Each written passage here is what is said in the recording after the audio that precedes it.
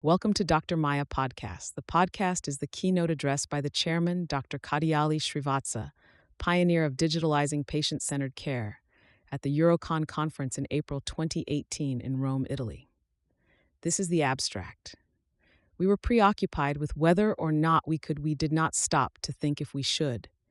It's ironic, a fantasy movie, Jurassic Park, aptly describes the medical crisis we face today. I'm talking about emerging and antibiotic-resistant bacterial infections and how to prevent them spread, resulting in epidemics and pandemics that can kill 10 million people per year by 2050. We are now facing a mortal enemy that surpasses our intelligence, a tiny microorganism that has indeed brought us to our knees. It has learned from us, adapted to us, and now exploits our genetic vulnerability with lethal precision.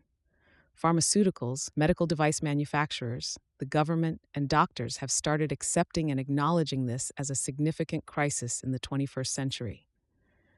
Unfortunately, they offer incentives and financial support to projects and research that may never bring in the miracle cure and save millions of lives as they did in the past.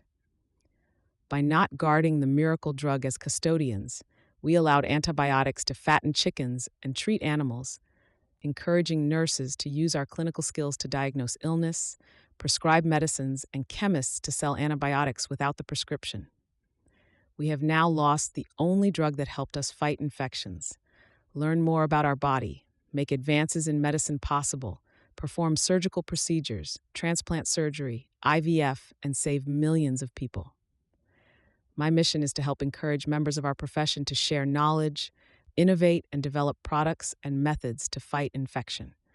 My message to members of my profession is to reduce wasted consultations, the cost of healthcare, antibiotic abuse, and cross-infections, and to help us fight this war with bugs we cannot see.